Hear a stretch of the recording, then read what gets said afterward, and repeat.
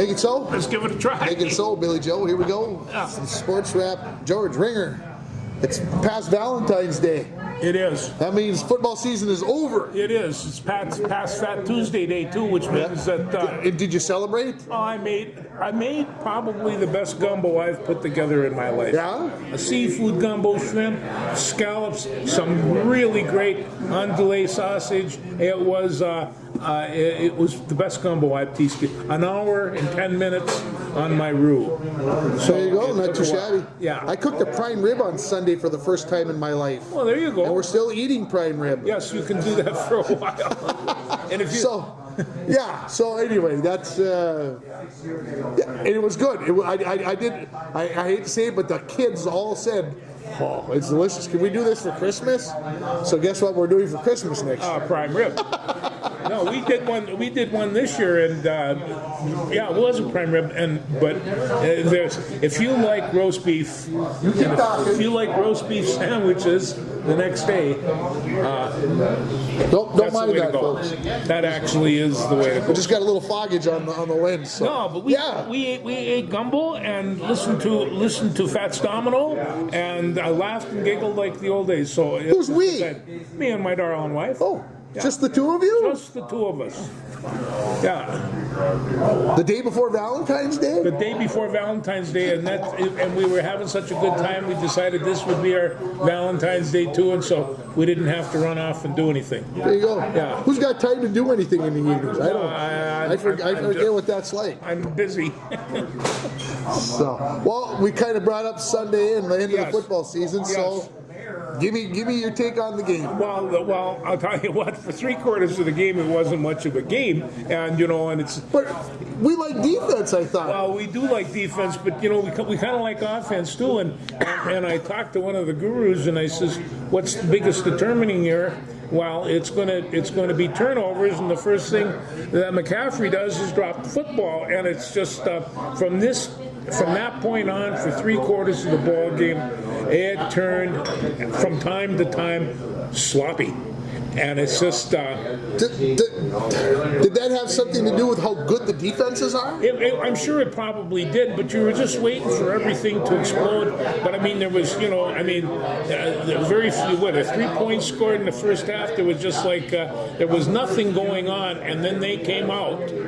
And even the third quarter, there really wasn't much going on. And then Patrick Mahomes kind of took over. And he put together a few people together, and then that ball game is going to go down as one of the most interesting in history because of the overtime and whatnot. Sure. But it was an interesting football game, to say the least, played by two teams of incredible talent. I don't want to toot my own horn, but I'm going to anyway. The heck with it. Yeah. It's our show. What the heck? If I can't come say that I just about nailed it, I didn't nail the winner. No. But somebody asked me on Sunday morning, what's going to happen tonight? I said, it's going to start very slow.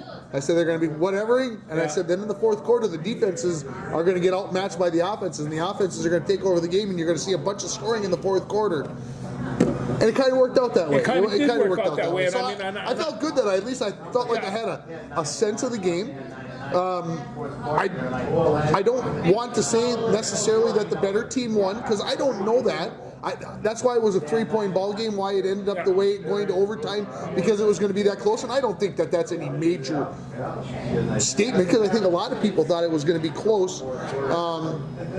But I do want to ask you, because Kansas City was very happy to get the ball second. I think they even said they were surprised that San Francisco took the ball first. So I want to discuss this with you, because they likened it to college overtime. And I don't think the pro rules are the same, but they're not the same. They're not the same. I like the way the pro rules are set. Now, if you go down there and you kick a field goal in overtime, the other team still has a shot to come back and score a touchdown. You basically are starting this game all over, except that it's sudden death. So you always have an opportunity to match what the other team has just done. But, Kansas City said that they had done the math. I was watching ESPN. They were interviewing Mahomes, and he basically said, we wanted the ball second, and when San Francisco, we were happier than heck because then we knew what we had to do. And I get that to a certain point, but in college, you know you're starting at the 25-yard line. Whether you fumble the ball, pitch the ball up in the air, the other team's it's at the 25-yard line when you start with the ball. In the NFL, they're going to punt that ball away, and you're going to start maybe inside your own 15. You are. So is it good to have the ball second? Yeah, you know what you're going to do. I talked with Uncle Paul about this. He said, you know that when you have the ball second, that you're definitely going for it on fourth down if the other team's already scored. Oh, well, that's right. And when they came out and they said San Francisco's going to get the ball the first half, I said, this is what San Francisco wants. And I looked at Susan, I says, I think this is what Kansas City wants as well. Because San Francisco is going to come down and just ram one. And they were doing such until they dropped the ball. And, and yet you could still see that offense was ready to percolate and was ready to do something extreme. But you're right about the defense. The defensive ends of San Francisco the first half were incredible. They put all kinds of pressure on Mahomes, and I thought if they keep on doing this, and you have seen this over and over again, those edge rushers, they set off a whole chaos type thing inside the tackles, and a lot of people have an opportunity to get a shot at the quarterback, even somebody like Mahomes. Yeah. And it's just like, and then there was some other mistakes, like the one sideline pass that went for 5 yards, and then he turned around and went 8 yards the other way and got taken down. That was a big play, and so we've always said 3 or 4 plays is determining the outside of the game, and in an overtime you might get one more. But I want to say that a play that isn't an occurrence that wasn't even a play may have had an effect on the game. Like when one of your starting linebackers blows his Achilles tendon running onto the field. Jesus, I mean, and Loveline, I mean, what are the chances of that? No, and Loveline, that was a factor. He's a fine football player. When Mahomes goes 30 yards up the middle in overtime, does that have something to do with it? Yeah. Okay, so let me ask you this question. The defensive coordinator for San Francisco got fired yesterday. I know that. They gave up the third fewest points in the league. They had better defensive numbers this year than they had in the previous 2 years under DeMarco Ryans, who is the head coach at Houston. Everybody thinks he's the next whatever messiah in Houston football. So how does the guy get fired? Well, I don't know, but you take a look at John Lynch, who was a defensive specialist, a top shelf All-Pro defensive back, and I think if they were going to look right now for another defensive coordinator, I think John Lynch would like to be that one, but he can't. Yeah.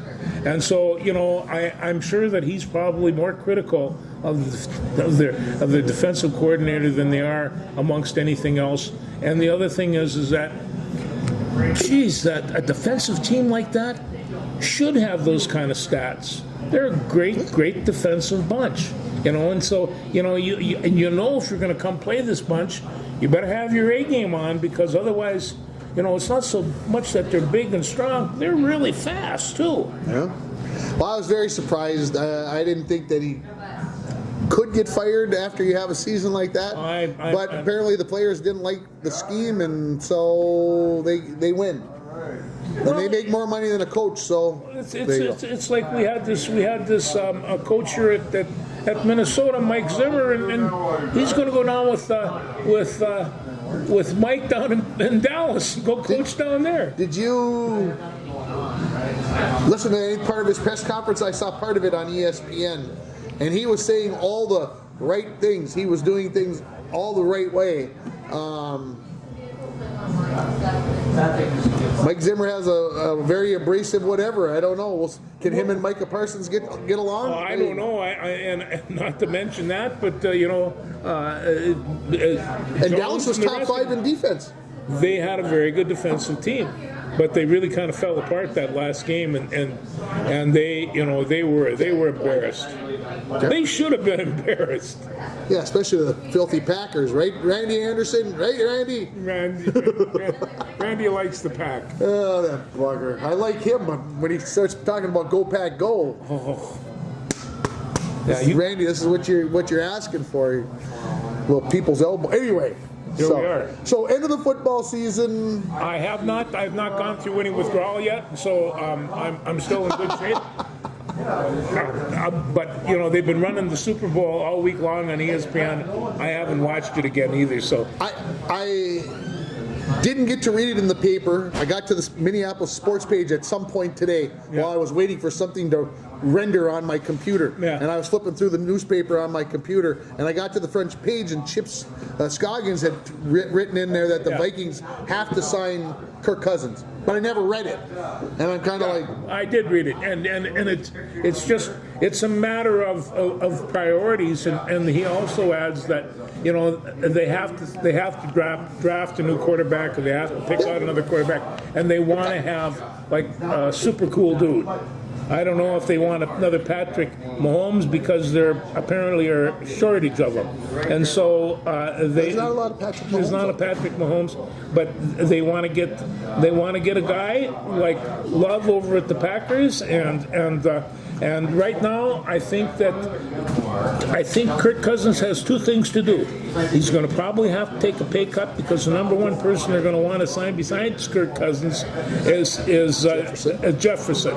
And so you've got to have those two. They are the pair extraordinaire, and you got to have them. But the other thing is that he can do is look for a team that's a good team that is looking for that pocket quarterback, the one that can thread the needle and get those balls to those receivers. I think there's a team out there for Kirk Cousins. I just don't think he's going to go anywhere. No, I think he's staying here. Yeah. I know you said last week or the week before that we can't draft Bo Nix, but I believe that's who we're going to draft. It looks like that's what it's come down to.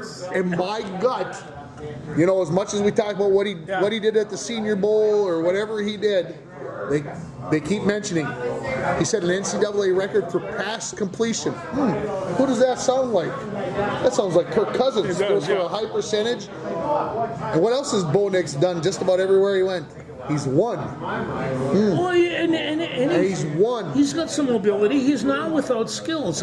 He is so close in comparison and contrasting to Penix, and it's just like I take a look at one over the other, and it's kind of like picking San Francisco in the Super Bowl. Yeah, by 1.5 points. Oh, what's 1.5 points? That means that they're pretty equal. And these two quarterbacks are equal, but just looking on the board of who might come up, I think there is a possibility that it's going to be Bo Nix, and they are going to be looking for a quarterback. So my gut tells me Bo Nix is the guy to pick. Is he Jordan? Look, Mahomes got picked at 10. Love got picked at 23, 24. Look at all these guys. Aaron Rodgers. Rodgers was 22nd. Favre was in the whatever. All these other things. Yeah. I don't know. No, the thing he could be a bust. I get it. Oh, he could be, but the thing of it is that you have to take a look at the candidates that you can develop, because there are some kids that can come in a year or so and play the game, but they're far and few between. I don't think you can put all your eggs in one draft basket for your quarterback. You're better off getting one with a lot of experience in the league, or taking one to make sure that he's going to be a project. To me, the one thing that I feel about Kevin O'Connell that we learned as a head coach, and I like Kevin O'Connell as a head coach because I think he does some good things, but he was not willing to adapt a quarterback to their strengths. He wanted his offense to be run by a quarterback whose strengths were something else. And I think Kevin O'Connell will learn the lesson between here and whatever. But if he wants to have a cookie cutter guy to put in place of Kirk Cousins, that's Bo Nix in my mind. That's Bo Nix. Yeah. And that's the guy. So anyway, lots of time to discuss the draft coming up. Let me say, I had some other what else you got? The defense. They got to fix the defense, and Hunter, I don't believe is going to be there. And right now, without him, they kind of lost their edge rush, and it was pretty pathetic towards the end of last year as well. So instead of worrying about that offense, which I think is actually in pretty good shape, they got to concentrate on the D. And right now, they're losing Harrison Smith, and We're for sure going to lose Harrison Smith. He won't take a pay cut? I don't know that at all, but I feel he's going to take a pay cut and be around. well, what can I say? Maybe that's hope. Maybe then Smarts. Well, whatever it is, San Francisco was successful with their defense, and I think primarily because of Boza and Young. And it's just when you watch them work, You got two pretty high talented dudes there. two of the best, and you have to have something of that caliber to be productive and win in this league. Let me see. Anything else about that? No, yeah, stay and fix the thing. Pleasant Jefferson called last year the silly season. Vikings silly season. So, Those things happen, you mean? Kind of silly? yeah, You mean, it's just crap happens? yeah, just Okay. kind of silly. What are we going to next? You just spit it out. All right, here we go. Were you disappointed by watching Iowa and Penn State on Friday night because it was still very one-sided? Too one-sided? I'm going to tell you what I wasn't disappointed in.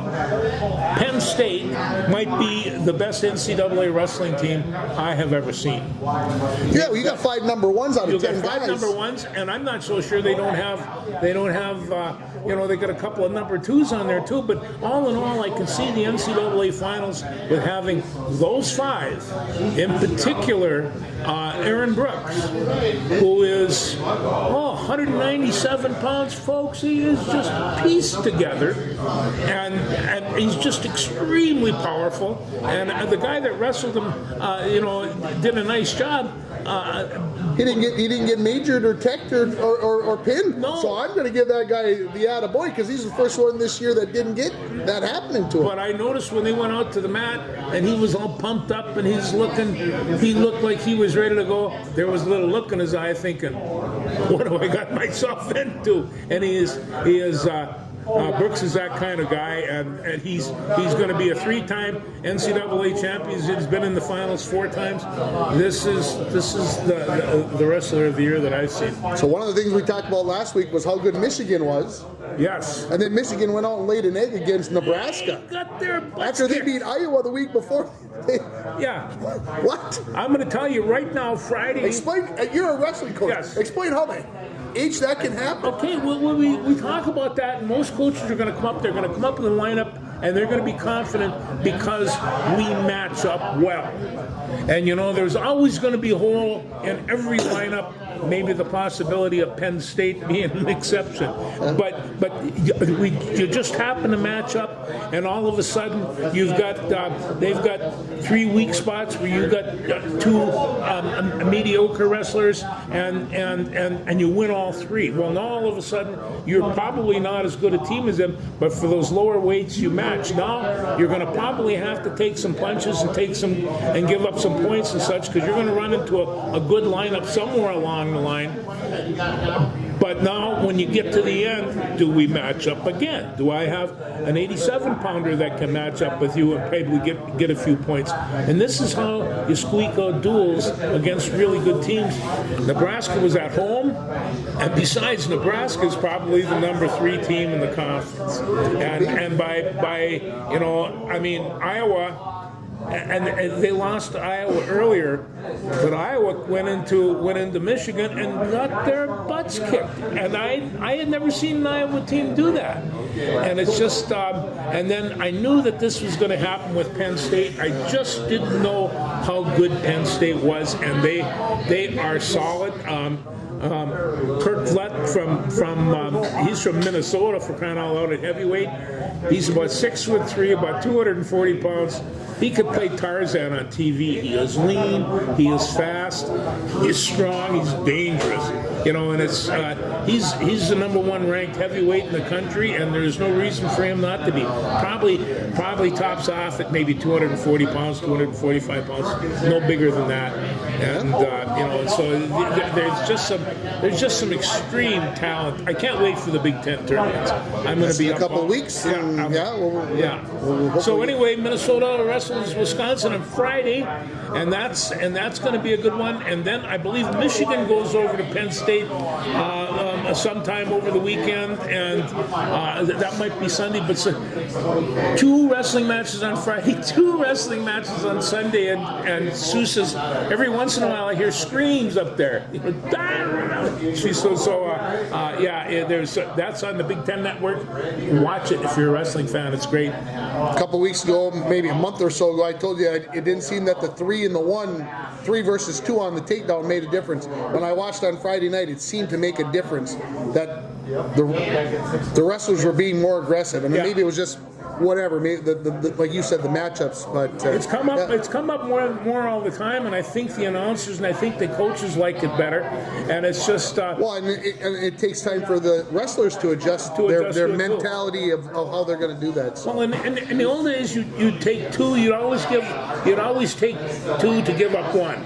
If you take 2 and give up 1, you're going to win all your matches unless you get stuck. And now you got 3. And now you got 3 and 1. And but then sometimes it seems like they get too defensive because they're scared to give up a 3 rather than I'm going to get a 3. I might give 1 up and then. Well, and that's the other thing is that all of a sudden I got 1 point, you got 3. I've got 30 seconds left. What do? I get a takedown on you and win 4-3, and I've seen an awful lot of that, or 5-4s, or any of the rest of that. Hopefully it makes. You know how we feel about wrestling and how we enjoy the excitement of it. George more so than me, but this definitely adds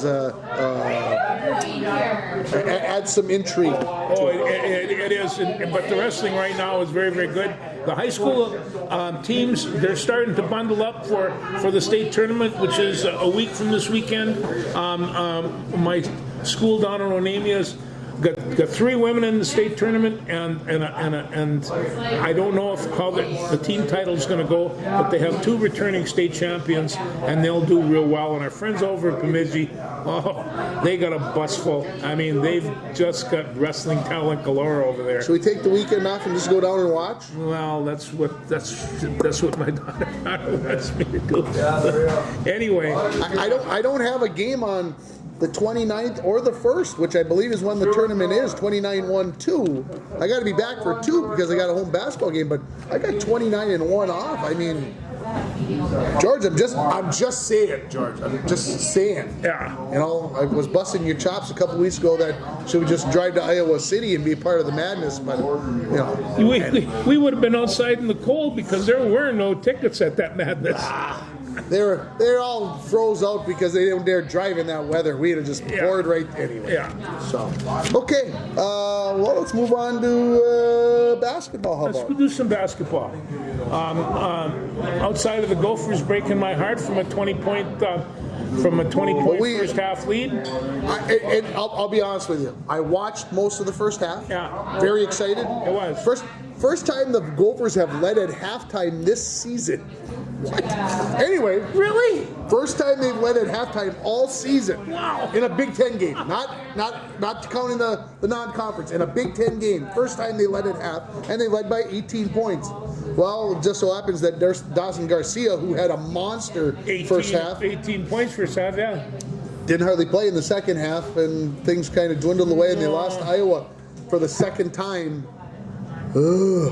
Well, they said he took a knee to the Wonderland, but I think he might have hurt something else because he wasn't moving off that bench and he could not play.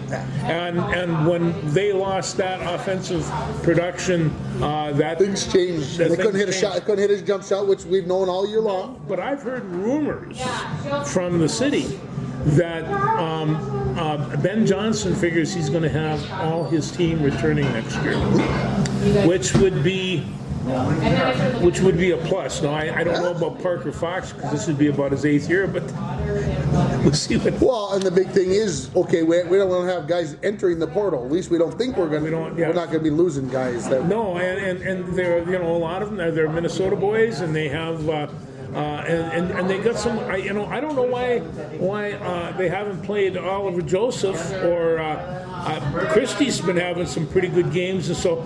They've got some people that have come in that can really shoot and really help the program, but boy, oh boy, to put it together. And so, when is it tonight?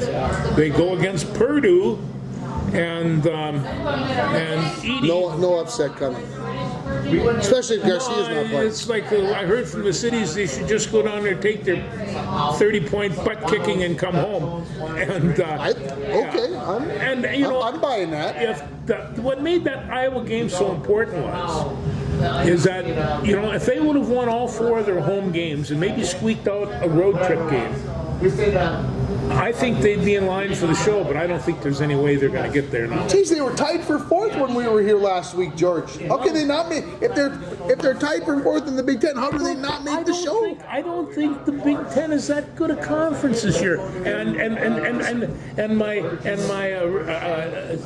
My resources down in the city tell me that maybe as few as 5 of the Big Ten are going to get in.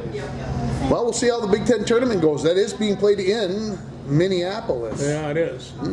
Both men and women. Yes, it is. Shall we go? All right, I'm in a mood. Let's drive someplace. Let's go. You are ready to go, aren't you? Yeah, what the heck? I haven't driven anywhere. Maybe after we get done with the show, I'll just jump in the car and drive to Baudette to watch the boys hockey. Well, speaking about hockey, let's talk about the Wild. You're going to skip over the Wolves? We'll go to there right there. All right. Let's talk about your Wild. Okay. Well, they're on a 4-game win streak. Yeah. And considering, if you take a look at the season as a whole, they've not played well. And they haven't had, Kaprizov hasn't a little bit he has, but he hasn't done one of those blowout, take charges, I'm a miracle man type guy. And we had a couple. He's waiting for the playoffs. He's waiting for the playoffs. Well, we can't have the goalies waiting for the playoffs either. Although, the Flower picked up another big win for his record book, but he hasn't had a particularly good season, neither has Gustafsson. So, this is going to have to tighten up a little bit. What else did I have to say about this? I'm going to say this. They defeated the best team in the West. They did. Vegas on Monday night, and they beat one of the worst teams, but a team that was above them in the standings. Yeah. Last night in Arizona. So does this mean that we've turned a corner? And I guess I'd like to say that you went on the road and you beat the best team and a team you had to beat. You had to beat Arizona. You couldn't back up Vegas's win with a loss to Arizona, because that just says you got nothing out of it. But they beat Vegas and they had to beat Arizona, and they went out and did that. One of the stats I'm going to look at right now, they got the worst penalty kill in the league. They had one of the worst penalty kills in the league last year. Yeah, no, they do. So I agree. Well, I think that was one of the reasons why Evason got fired, is because they couldn't kill penalties. No, they couldn't. And so we changed coaches, and it's still the same thing. So who do you lay the blame on now? Oh, I blame the hockey players. Blame the hockey players. How about not taking stupid penalties, you ding dong? Yeah. Anyway, hey, there's 29 games left. Is that how many are left? Yeah. All right. So you pick it up from there, and they got 4 in a row, and you got to give them a little scratch where scratch is due, and right now. Can I make a prediction? Yeah. They make the playoffs. I think they will. There's no doubt in my mind this team makes the playoffs. This team has been, you said not good. They've been inconsistent. It would be the word that I would use, because we've seen them win a streak of games, we've seen them lose a streak of games, and I think if this team stays healthy, and not everybody has injuries. Don't get me blah blah blah.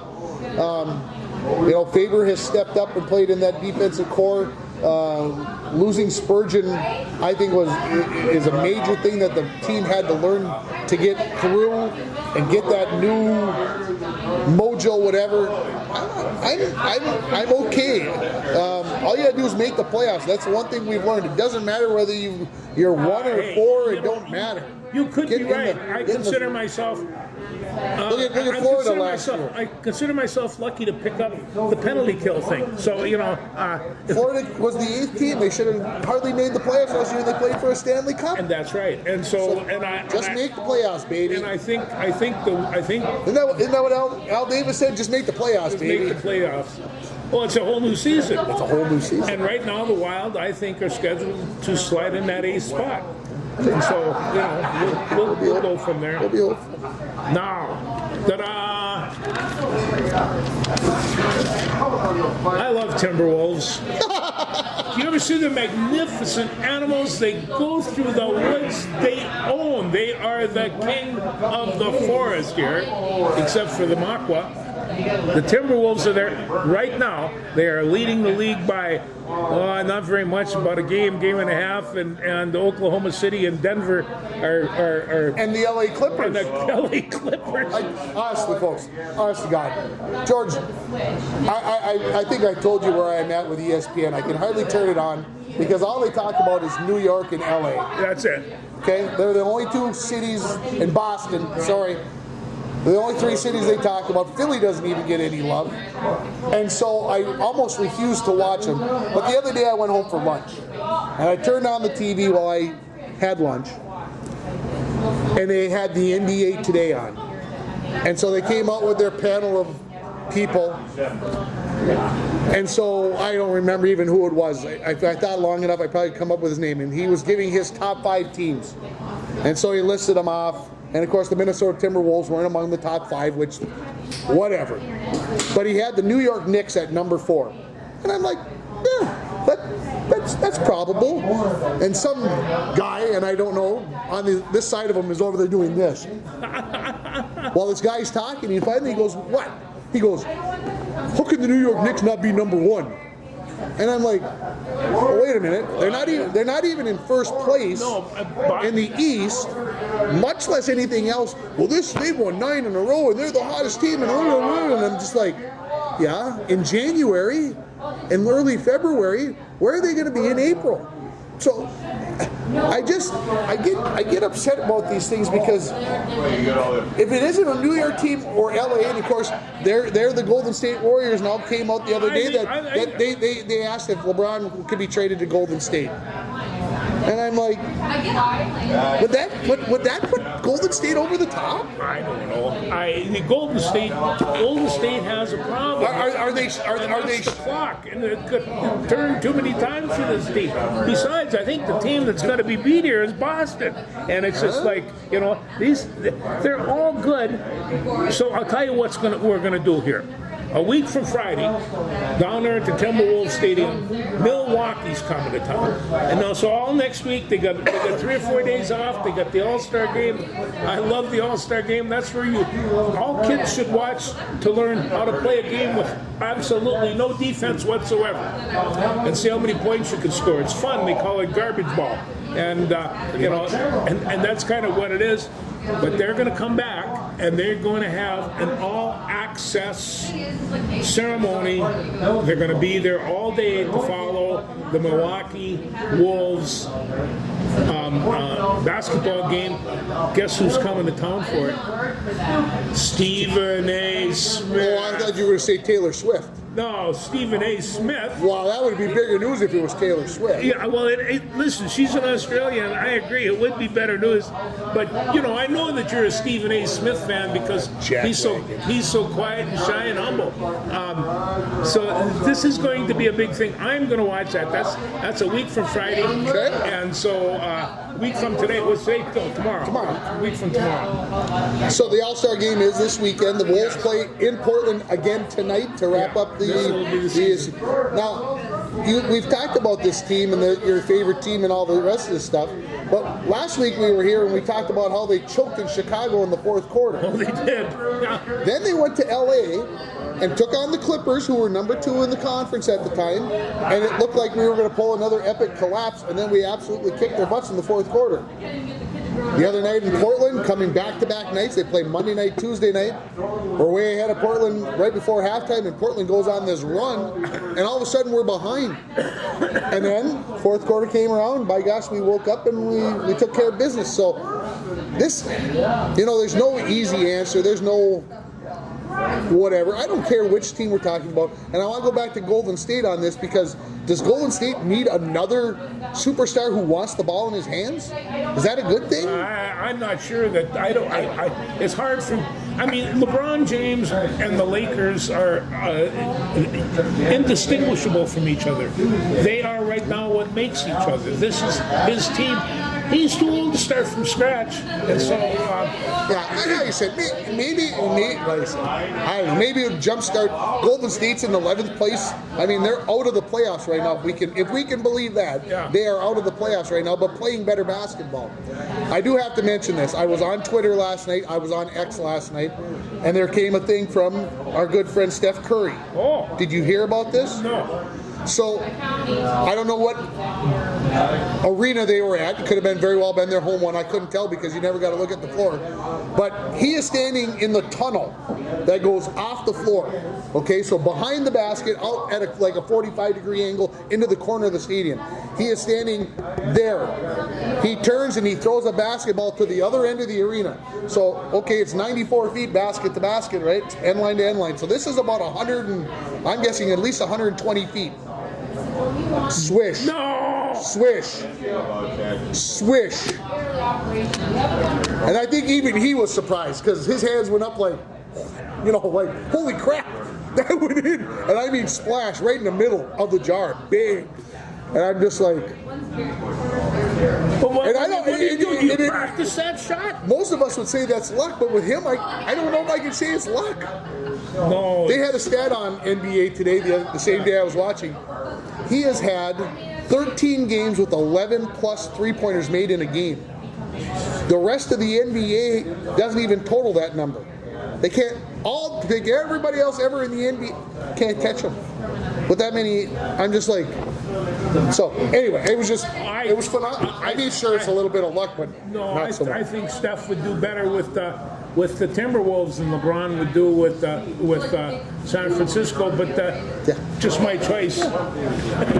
Although I got to say, there are so many people in this league that can shoot, and it's just like you'll just watch them. They just, I'd love to go to a practice and just have them do a three-point shooting contest or something. It would be something to pay for it, because I'm sure that they're. Yeah, they make it look effortless. They make it look effortless. Yeah. Somebody out enjoying a run. I saw some movement out there. So, do you want to talk about the Minnesota women's hockey team as they just win here on replay? They traded for their first hockey player, and they still have they've lost 4 games. And so they're still a lead in the league and stuff. I was watching the end of it last night. Yeah. And they were talking that the 2 teams play tomorrow night, I believe. Maybe it's tonight. Tomorrow night? Anyway, it doesn't matter that they play in Ottawa, and they were getting on the same plane together. And I thought, well, I guess you could do that with women. You couldn't do that with the Wild. They were talking during the game how they've let the women start to check some. Where it's way more physical than like if you're watching the USA Canada international games, which we should talk about for just a second. Yes, we should. That they're kind of letting them. And I watched part of the game, and I'm like, holy, they're letting them. They are. They're letting them smack up against the boards. Well, and that's kind of how the game is played. Well, I think the point is that we can let the ladies play. Oh yeah. We should let them play. It's one of the things, and I'll bring this back up about wrestling. I can't believe in the 10 years what school wrestling has done for young women. And these women are strong. They're capable. They don't need any restrictions. They don't need any restrictions. And I had one parent I talked to, and he says, I wouldn't let my son wrestle a girl. And I thought, a lot of the girl hockey players that we have right now, a good many of them started by playing boys with the boys, and so you can have different competition, do all the rest of that stuff, but all these athletes should be able to train together. You should just be able to train. Training and competing are two different things, but I just really like what the coaches have done and what wrestling people have done for women wrestling. It's been great. USA versus Canada. USA won the first 3 of the 7-game series, and lost the last 4, including Sunday at the XL Energy Center. And then this is the same way it went last year when they played their 7-game series. USA won 3, Canada won the last 4, and then the United States won the gold medal. Yeah. So, does it matter what happened in this 7-game series, or is it just great to talk about? Well, I just think that, you know, you take a look now. This is we've watched the men's juniors. We've watched the women's. Take a look at the quality of hockey, not in the United States and Canada, but all over Europe. I mean, these kids are good, and they're skating hard, and they're playing hard. I think that international hockey is probably one of the best things that's happened about hockey. We don't have a whole lot of international baseball players, some very few football players. You know, these are a lot of, but hockey and basketball, there's a lot of people that play this game in Europe. I agree. Yeah. Pitchers and catches reported. They did. This, you know, it's So that means we're only 6 weeks away from the start of the season. They started this week, and I think the other ones show up on Monday. Yep. And the first game that they play against the Minnesota Gophers. Oh, is that? I saw that they were playing each other. I didn't know it was the first game. It was the first game. So, Okay. you know, those college kids need time out from vigorous study, and they should go down to Florida. Well, anyway, They go to Florida. They go every weekend. they like Florida. The Gopher softball team was in, was it California or Vegas last week? Anyway, and they played some exciting games. They had some big games there against some quality opponents. The softball season got started last week. Baseball is going to get started in full swing this week. So NCAA seasons are ready to roll. Oh, they are. And springtime is going to come. It is. Pretty Absolutely. sure. We haven't really had much winter. Boys hockey tournament playoffs start this weekend. Broncos are at home playing Moose Lake on Saturday afternoon, so that'll get things started. Win that game, you get Hermantown on Tuesday. Yeah. Yeah. There you go. And of course, girls basketball's got a week left, just over a week left in their regular season. Boys basketball, 2 weeks left in their regular season. And Girls boys state basketball, they play Marshall on Friday. Boys basketball plays Marshall at home. I know you're planning on being there. Go watch Brooke Johnson play. Go watch that, and of course. The girls hockey tournament, state hockey tournament is next week. The section championships are this week. Proctor Hermantown upset Duluth Marshall. Duluth Marshall was the #1 seed, 4-0. The final 0-0 after 2. Oh, okay. So take a look at that. Warroad plays Crookston tonight in the 8A where the Broncos played, the girls played, and Crookston beat Warroad earlier this year. See what happens. Guess where the championship game is being played? In Crookston. Oh, really? Oh, because they're rotating it out there now. So Crookston at home against Warroad. I'm really glad that Crookston is able to piece together and keep a good quality program like this. I mean, they're taking on the Queens. Yeah, they are. And they are dandies. As long as I'm talking about high school hockey out that way, I was at East Grand Forks last Thursday with the girls hockey team, and so I was talking with their AD, and 2 nights previous on a Tuesday, the Warroad boys had come to East Grand Forks. He said, Tim, the place was electric. The sign when you walk in says the capacity is 3,400. He said we had somewhere between 2,000 and 2,500 here, and East Grand Forks beat Warroad 6-3. Whoa. So that place must have went nuts. He said the place was unbelievable. He says it was amazing. And he's a hockey guy. He played professional hockey back in the day, and so we were chatting. And so anyway, it was nice to meet him and have a chance to talk about things. And again, put everybody on alert. East Grand Forks, we watched them practice for about an hour. They're ginormous. Oh my gosh. And one of the coaches said to me, they're really good. And I said, well, I can't tell you that from watching practice, but I can tell you they're big, and they are big. So it'll be interesting to watch the tournament as everything unfolds. Well, I know my grandsons with their Pee-wee and squirts, they're over to East Grand Forks all the time. Gambucci Arena is where they. Okay. So they're playing there a lot. So I know that the hockey is alive and well on both sides of the river down there. And this weekend, Colorado College and North Dakota play again. So the Montgomery boys get to go and beat the heck out of each other. So that must be this time in Colorado, down in Colorado, because I think the last time it was in North Dakota. I think this is in Colorado. So Denver comes to UMD this weekend, so I'm hopeful they get a chance to watch a little of that. Of course, it's district hockey tournament weekend for rec hockey, for Bantams, Pee-wees, all the levels are playing their district tournaments this weekend. We've got the 12U girls tournament here in town, and the rest of the teams will be off and trying to qualify for regionals. Well, it seems like we just got started, and here before you know it comes a time we have to say. What else you got before I say so long? Nothing. I just want to reinforce the fact that there's some excellent wrestling on Friday and Saturday. So catch the Gophers in Wisconsin on Friday, and you got to want to see this Penn State team. Don't forget, Eli has a tournament in Fort Francis this weekend. Enjoy your sports. He's excited. And this is for Louis. Cousin Louis Riel Day on Monday. This is for you, Karen. I got a critique by one of our fans that said, "Why are you always wearing those big shirts? Get a T-shirt back up." Here I go. There you go. Request filled. Thanks, everybody.